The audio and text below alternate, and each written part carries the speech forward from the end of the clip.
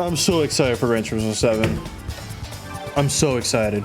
The feeling I get in my chest every time I even think about Gran Turismo 7, holy shit, a moly. Because like one of the reasons why I'm so excited for Gran Turismo 7. Do I jump straight into A or do we go car? I think it's time to go car shopping. One of the reasons why I'm so excited for Gran Turismo 7 is because I loved sport so much. To me, that game just felt great. The online was awesome. Obviously, the penalty system could still need some refinement, but I mean, all in all, it just felt very fun to play, and I had a very rewarding experience with sport. And so for that gameplay, the raw mechanics of sport to be applied to a game like this with a structure like this, it's just two of my favorite parts of Gran Turismo coming together. You know, it's both worlds coexisting, and that's really one of the main reasons. But the other is just like the detail, because I see some people complaining because Gran Turismo 7 is going to have a generally smaller roster of cars compared to even some of the older games like Gran Turismo 4. And I see people express disappointment over that, but at the same time, it's like, do you remember Gran Turismo 5 and 6? How we were essentially reusing PS2 models? They didn't even have detailed interiors, let alone like detailed physics, and like there were no unique quirks of the car applied or anything like that. I felt Sport, one of the great things about Gran Turismo Sport is that it had a very tight roster of cars, smaller than GT7, significantly. It only had like 200 cars at launch or something like that, which is still a lot, but like I don't even know if it had that. It was a very small roster of cars, but every single car was recreated with one-to-one detail of its real-world counterpart. You know, all the way down to like the unique quirks of the car, like with the RX-7, how it beeps whenever you need to upshift, stuff like that. You wouldn't get that if you had a roster of 1,000 cars. You would have to sacrifice that. Things like that. And so the idea of getting, I think the total roster, I think, is like 419 or 420, which, haha, nice, cars in Gran Turismo 7. Like, the fact that we're getting that many cars with that level of detail is awesome. And we're getting a lot of cars that were not in Gran Turismo Sport, like the Castrol Tom Supra. That was one of the most highly requested cars of that game. I can just pull it up right now. It was like the staple of classic Gran Turismo. Like, this is a car. Oh my, it's so cool. It's so cool. This is a car that whenever I was playing Gran Turismo 2 as a kid, and even today, you boot up the game, and every time you just have to come to the Toyota dealership to look at this thing because it's just so damn cool. This is a car that every kid, when they played old school Gran Turismo, they looked at it and they wanted. Even if it would take a very long time to get, even if, yeah, I never bought it as a kid playing this game, but this was a car that you just looked at and you admired and you loved and you wanted so bad. So them putting that car, like them to find that car and recreate it almost one-to-one digitally and put it in the game, to me is a sign that Polyphony finally really, it's not that they never understood or they lost it, but to me it's just that they have a fundamental understanding of what makes these games cool, why people love these games. Is these weird, I don't want to say romantic, but emotional bonds that people form with some of these cars because they just, you have that 1 million credits at the bottom. You have to work hard for some of these cars. You don't get some of these cars until you've played for a very, very long time. And, you know, as a kid, these are cars you just dream about. Like, one day I'll get this. And so for them to put that car in Gran Turismo 7, to me, signifies a fundamental understanding of what makes Gran Turismo special. They want to give that feeling back to some of the cars in Gran Turismo 7. And the fact that we're getting them with such incredible detail is gonna make that work worth it. I don't know. It's just, it's so special. But yeah, that's why I got so excited when I saw the Castrol Tom Supra on the Gran Turismo 7 trailer. It's not just like, oh shit, one of the most heavily requested cars. It's just like, this is a symbol, like a virtual representation of our fundamental understanding of what makes Gran Turismo awesome. And it's just like a green light saying, be excited for this game. You know, like, we get it. This game is going to be fucking amazing. And so that's one of the reasons why people say the MR2 is a pretty good starter, but it's one of the reasons why I'm so excited for Gran Turismo 7. It's just they have displayed a fundamental understanding of Gran Turismo in what I've seen and what they have said so far. And like the 25th anniversary edition of the game is going to come with avatars, and one of the, or like PSN avatars, and one of those avatars is the Castrol Tom Supra.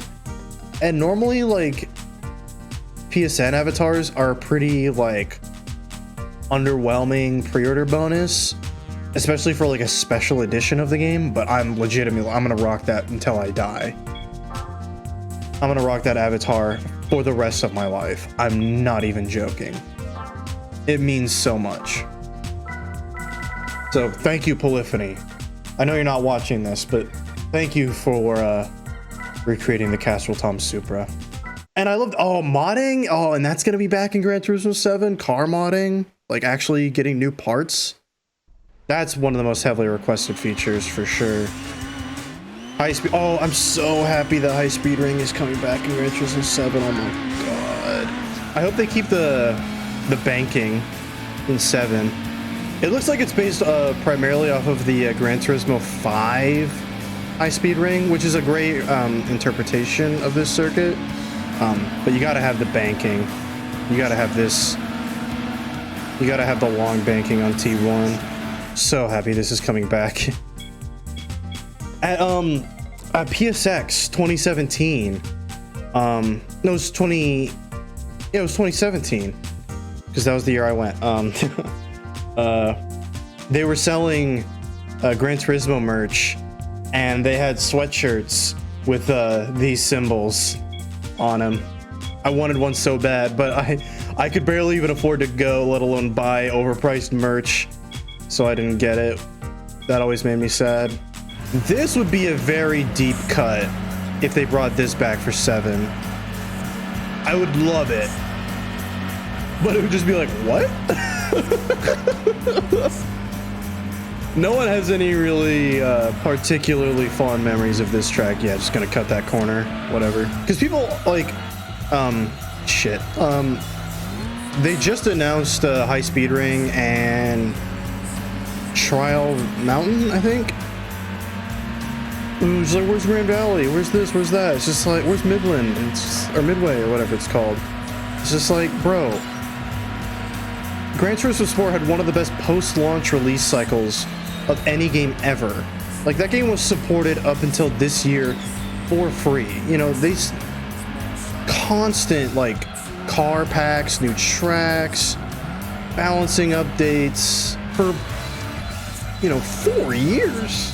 People disappointed with the size of the car roster and the tracks, and it's just like, just give it some time. Give Gran Turismo 7 some time. That's gonna be a problem on the next lap. Oh, it's such a good feeling. Holy shit. Every time.